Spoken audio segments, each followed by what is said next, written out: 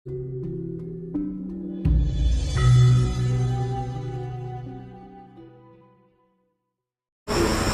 sudah mengabdi pada Tuhan. Perjalanan hidup ini, mengabdi hidup ya. Mengabdi kepada Tuhan, mungkin cara implementasinya, bukti nyatanya secara real ya mengabdi, menghormati kepada orang tua, Bapak ya. Nah itu salah satunya. Tindakan nyata itu ya. Tindakan nyata. Jadi tanpa ada orang tua kita, tidak ada kita. Tuhan menciptakan kita lewat orang tua keduanya. Memang kan ya banyak yang orang kaya-kaya itu ketika ibunya sudah tua renta, mungkin sudah lumpuh, itu karena punya uang tinggal dimasukkan panti jompo, tinggal bayar, tinggal bayar berapa bulanannya. Dia karena sibuk kerja, ya entah apalah alasannya. Dia memandang cukup dengan uang itu saja dia bisa melayani orang tuanya, padahal itu sungguh-sungguh sangat apa ya, mungkin durhaka gitu Bapak ya. Iya.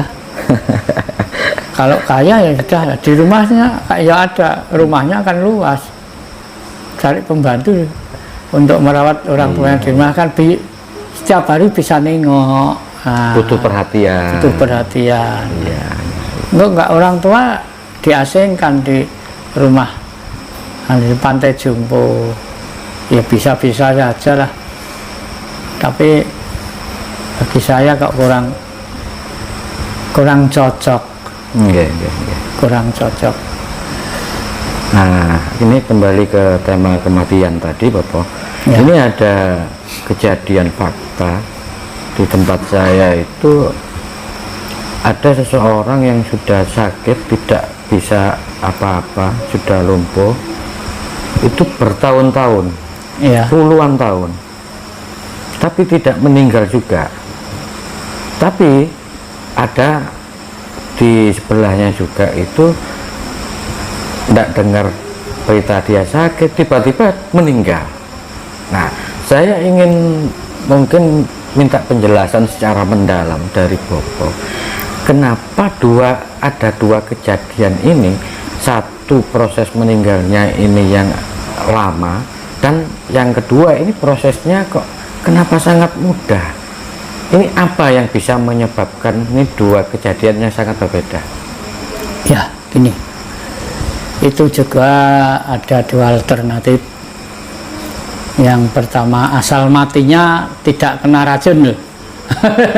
Asal matinya tidak kena racun. Yang satu sakit lama, nggak mati-mati. Tapi yang satu nggak dengar sakitnya, nggak tahu, tiba-tiba mati. Tiba-tiba mati. Ya. Kemungkinan itu sakitnya ibarat orang apa ya? Orang nembak, itu pelurunya tepat sasaran.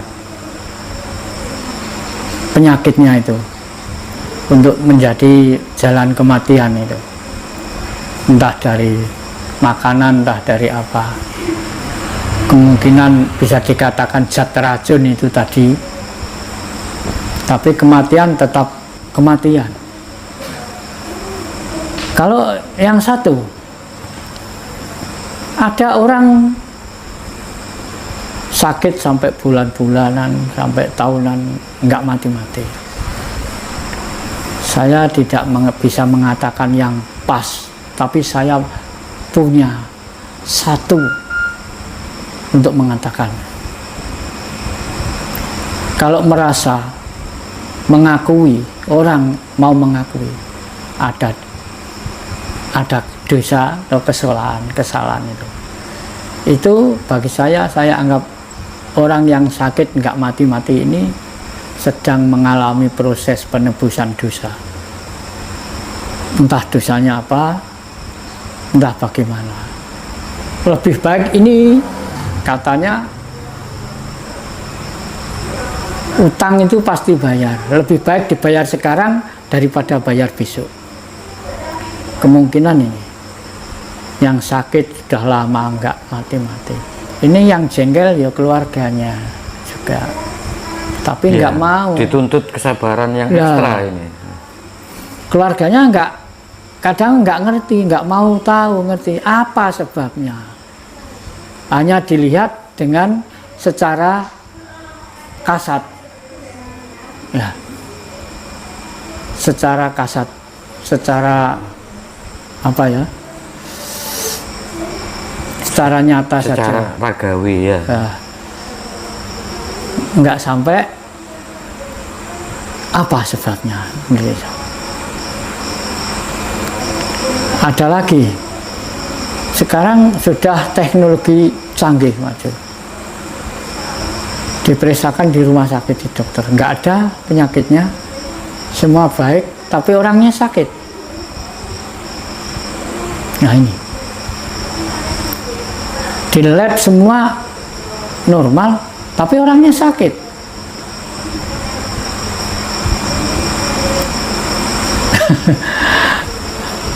Nah ini nggak bisa terus mau menyerahkan diri lah, terus tiba-tiba ayo wis piye meneh. Nah, sebetulnya kalau ada kejadian ini pasti ada sebabnya. Misalnya kalau orangnya sendiri enggak, itu ya keluarganya cari tahu.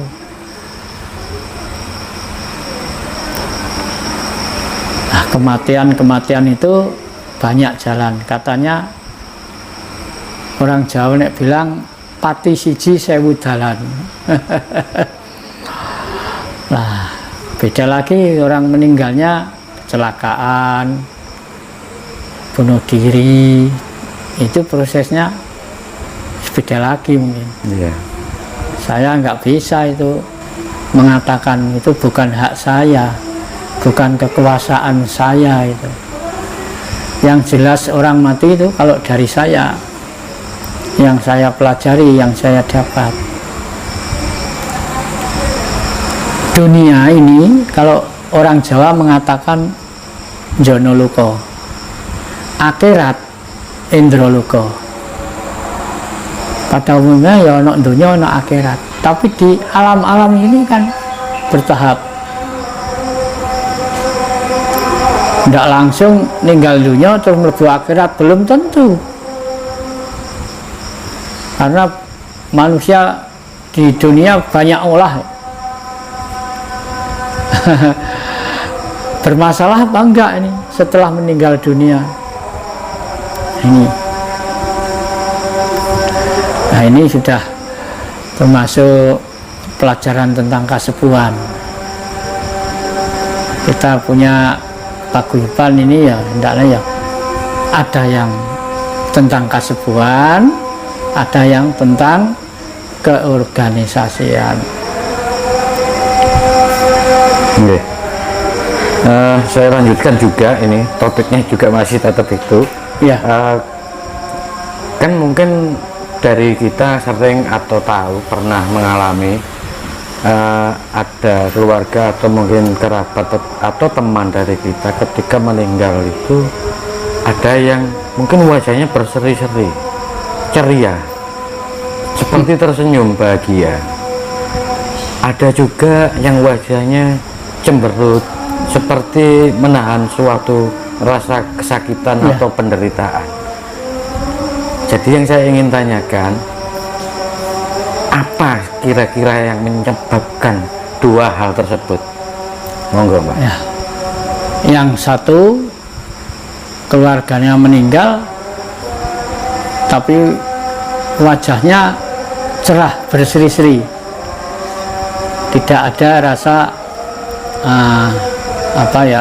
tidak ada rasa gelo, nggak rasa getun, gitu, bebas cerah. Itu kemungkinan besar ya karena keyakinan ini. Karena keyakinan ini, keluarganya selama hidupnya apa yang diperbuat sesuai dengan ajaran yang dianut. Setelah nanti diambil dengan cara apa saja, Jadi keluarga harus merelakan. Ini sudah kehendak Allah atau kehendak Tuhan. Diambil dengan cara gini. Kita nggak bisa nggak bisa menyesali, nggak boleh. Harus kita bisa menerima dengan lapang dada. Bisa dari itu. Kemungkinan kalau punya keluarga meninggal, keluarganya kelihatan susah, kelihatan gimana lah, yang tidak senang, itu kemungkinan ada yang selamanya saya belum pernah merawatnya misalnya, kok tiba-tiba meninggal, itu juga bisa. Selama ini saya belum pernah mengabdi dengan orang tuaku, tiba-tiba tahu sudah meninggal, ini merasa haru, gelap dan sebagainya. Itu kemungkinan. Jadi kita tidak akan sama kalau punya keluarga meninggal. Kalau kita bisa menerima dengan akal sehat, ya semestinya kita harus bisa lepas. Monggo kerso, silahkan. Apalagi keluargaku diambil. Saya ini sendiri diambil sewaktu-waktu, ya saya nggak tahu, nggak bisa membantah ini, nggak bisa. Nunggu giliran aja. Berarti berpengaruh dari keluarga itu ya, bukan dari orangnya yang meninggal saja ya. Orang yang ditinggalkan seperti sanak familinya misalnya berat dengan kepergiannya, itu juga mempengaruhi perjalanan. Iya. Nah, kemelekatan itu tadi. Iya. Kemelekatan itu yang melekat di dalam hatinya itu. Kadang memang ada keluarganya meninggal tapi kelihatan rileks aja, tapi ya walaupun bagaimanapun nggak bisa. Sedikit pun ya pasti ada rasa getun itu, menyesal itu pasti ada, tapi nggak begitu kelihatan. Sebetulnya kita ini dikatakan antri mati ya enggak, nyatanya orang hidup pasti akan mati. Kalau antri mati kenapa? Sakit dibawa ke rumah sakit, iya, dicarikan obat, carikan tombo, iya, enggak toh? Iya. Tidak semudah itu. Itu akan kita alami, kok kenapa kita lawan? Itu pasti, gitu, ya? Itu pasti kodrat takdir itu, kematian itu. Jadi ya nggak bisa. Jadi, kita begini Bapak, ketika orang kan yang sudah sakit-sakitan, yang sudah sembuh banget, itu pastinya kan ya kepingin sembuh memang Bapak. ya. Akhirnya dia berusaha untuk dibawa ke rumah sakit, atau mungkin keluarganya yang membawa, meskipun yang si sakitnya itu tidak mau, mungkin keluarganya yang kepingin dibawa ke sana. Tapi kalau memang ini suatu hal yang harus dilalui, namanya kematian itu, semua kan pasti. Terus itu apakah termasuk juga rasa penolakan, rasa istilahnya rasa belum siap untuk mati, atau bagaimana itu Bapak? Gini, misalnya ada keluarga yang sakit nggak sembuh-sembuh, diusahakan berobat di rumah sakit atau di mana, karena ya walaupun orang ini sudah tua kan, kalau bisa kita berusaha. Sudah ada pepatah kata, manusia berusaha, Tuhanlah yang menentukan. Itu bagi orang yang berketuhanan kan itu.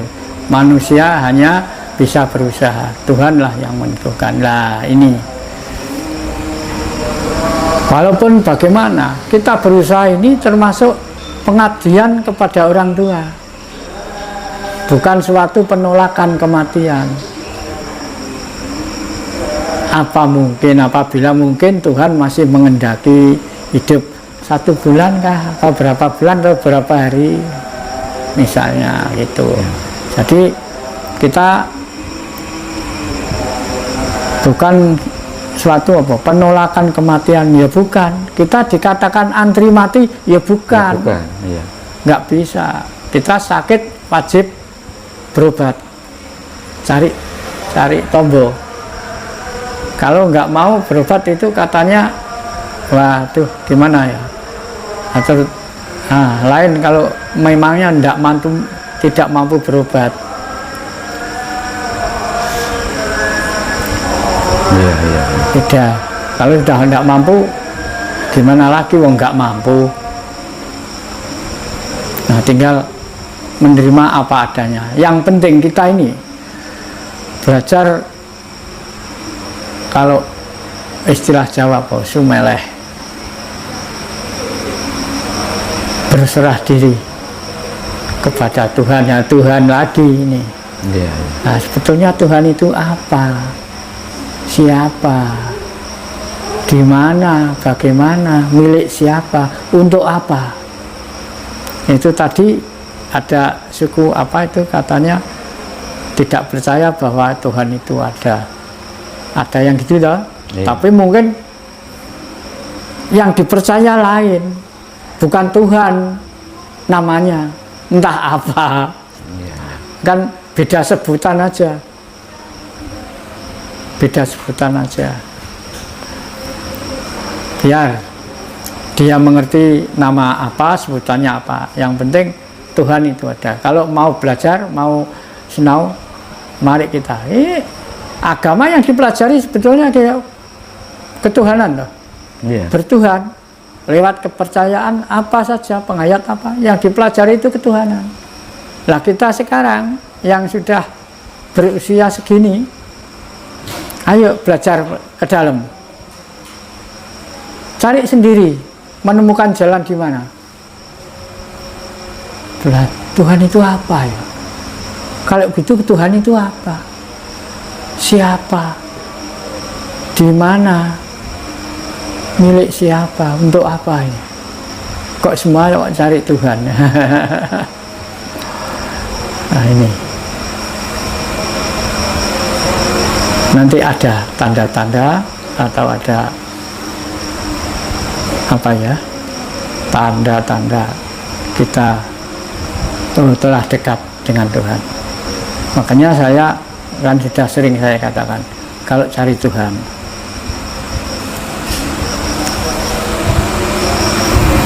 siapa saja, di mana saja, kapan saja, monggo. Harus mengerti Tuhan itu apa, siapa, dan di mana, milik siapa, untuk apa. Kalau nggak ngerti kok cari Tuhan, kalau hanya omong kosong belaka, ya untuk apa? Nah, katanya orang bertuhan, orang ketuhanan. Indonesia kan ketuhanan, bukan keagamaan. Jadi Indonesia itu dasarnya Pancasila. Pancasila ini pandangan hidup. Sila pertama ketuhanan. Ini tentang belajar bertuhan. Nah, tentang kematian ya pasti loh. Kalau nggak percaya ada Tuhan, masa percaya ada mati, ya. Mati dan hidup. Ya, itu mungkin nanti kita bahas di sesi yang lain tadi, iya, masalah ketuhanan. Iya. Mungkin ini pertanyaan yang terakhir sesuai dengan tema tadi. Sebagai seorang sesepuh, seorang spiritualis, mungkin Barjo nanti bisa menceritakan proses ketika kita menjelang ajal, menjelang kematian, berpisahnya antara nyawa dengan raga kita, dengan tubuh kita. Tentunya sebagai seorang spiritualis ini bukan hal yang apa ya, bukan hal yang istilahnya sulit, tapi mungkin bisa mendeskripsikan, punya gambaran-gambaran nanti prosesnya. Kan ada juga mungkin bisa mengetahui ada mungkin ciri-ciri fisik atau tanda-tanda fisik yang bisa dilihat kepada seseorang yang mungkin bisa apa ya, sudah mendekati ajalnya. Jadi apakah memang bisa dilihat dari faktor fisik sekaligus juga tentunya dari faktor yang non fisik, dari gaibnya, batinnya? Oke, monggo Bapak. Ya, ini memang benar. Makanya kalau ingin mengembangkan ajaran spiritual, jangan tanggung-tanggung. Semua orang yang belajar sama saya doakan supaya nanti apa kebisaannya, keprigelannya atau apa harus di atas saya nanti. Jangan sampai di bawah saya. Itu harapan saya. Nah, yang kedua, kalau mau belajar spiritual, ingin tahu, ingin mengerti sampai tentang kematian, kalau belajar yang sungguh-sungguh, apalagi kalau sudah mau menjadi penuntun, silahkan, saya malah seneng itu. Siapa saja yang tadinya belajar sama saya, sekarang misalnya sudah mau menjadi penuntun, mau buka sendiri, silahkan. Tapi kalau sudah mau, sudah berani, yang sungguhan, jangan setengah-setengah. Di situ banyak hal yang dipelajari, bukan hanya tentang hidup saja. Hidup manusia itu banyak itu, apalagi tentang kematian, apalagi tentang yang lain. Padahal tentang perilaku saja belum mampu, yang diinginkan sudah macam-macam. Misalnya jadi orang penghayat, ya, orang penghayat itu yang pertama yang harus dipelajari apa? Watak, sifat-sifat watak, kelakuan dan perilaku perjalanan. Jadi kalau ada orang penghayat ya masih seneng pelin-pelan, kucing-kucingan, waduh, ini kok terus nanti kalau jadi penuntun gimana ini? Teman sama teman, saudara sama saudara, ya masih merasa paling hebat. Nah ini merasa paling pinter, waduh. Itu bisa apa kok kamu belajar di situ? Ayo ikut saya loh. Orang penghayat kok gitu, itu gimana terus yang diajarkan apa? Tentang lahir saja belum lengkap. Nanti malah kadang-kadang diisi yang macam-macam, yang bukan semestinya. Kalau cuma ingin seperti penari ular, pemain jaranan itu, walah, itu mudah, nggak usah jadi orang penghayat.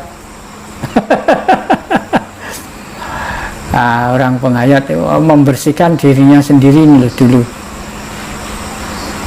hatinya sendiri. Okay. Kan sudah sering saya katakan, jadi santri dulu, ngaji dulu. Ngaji, tahu istilah Jawa ngaji dari kata-kata aji. Oh, ngajeni awake dhewe rung iso njaluk diajeni wong. Dadi santri rung iso ngandani wong. Nah ini itu penting itu. Okay. Makanya sering saya ulas, saya bolak-balik bilangi, jangan sampai lepas dari ini. Orang penghayat ini pelajaran tentang bertuhan, bukan politik, tentang kehidupan, tentang manusia, hubungan dengan Tuhan. Okay. Ya. Mungkin ini tambahan sedikit Bapak, ada pertanyaan yang terakhir ini.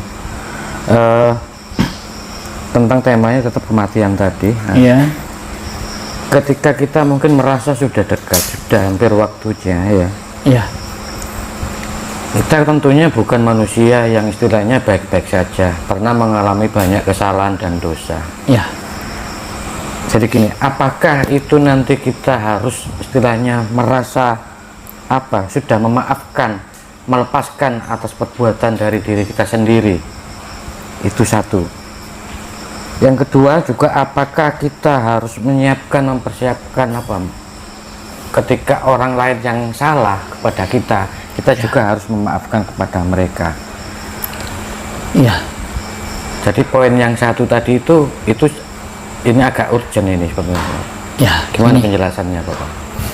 Kita tentang maaf memaafkan ini sudah dipelajari sejak kecil, sejak di dunia. Kita bagaimana kita bisa melaksanakan memaafkan yang secara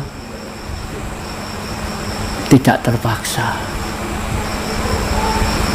secara simbolis, aturan-aturan itu dimaafkan pada ada hari raya misalnya, itu sebetulnya sudah milik manusia sejak dulu. Kita supaya bisa melepaskan segalanya, ya minta maaf, ya mau maafkan, itu ada caranya.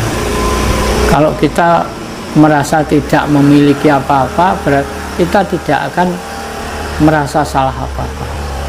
Makanya di ajaran kami itu ada kata-katanya, jangan melakukan kesalahan dengan sengaja.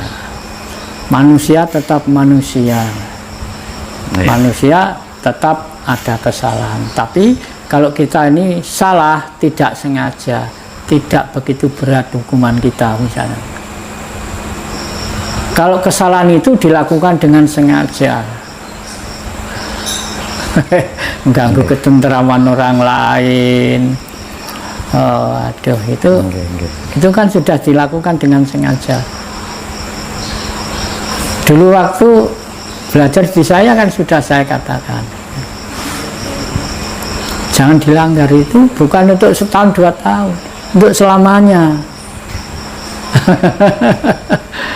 Banyak-banyak yang sudah saya katakan, apa yang saya, karena gini ya, yang saya terima,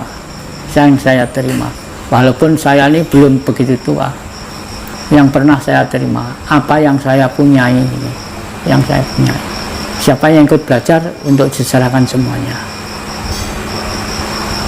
Ini, tapi ya menurut waktunya masing-masing.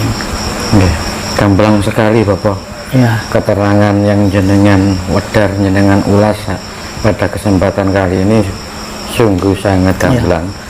Jadi memang pada intinya ketika kita datang dilahirkan ke bumi, ke dunia ini, kita tidak membawa apa-apa. Kita balik juga tidak membawa apa-apa. Bahkan amal, dosa itu sebenarnya sudah kita tidak membawa. Amal saya nggak punya amal, dosa saya nggak punya dosa. Dosa itu kan salah tuh. Orang yang dikatakan banyak dosa kan banyak kesalahan. Makanya tata caranya belajar, janganlah melakukan kesalahan dengan sengaja. Ini kan sudah lumayan. Matur suwun sangat Bapak atas saudaranya. Mudah-mudahan bermanfaat bagi kita semua. Salam Rahayu Bapak. Rahayu. Ya, cukup sekian. Apabila ada kurang jelas atau kurang berkenan di hati para pendengar, pemirsa, saya hanya manusia biasa, tertentu masih ada kesalahan. Sekali lagi saya minta maaf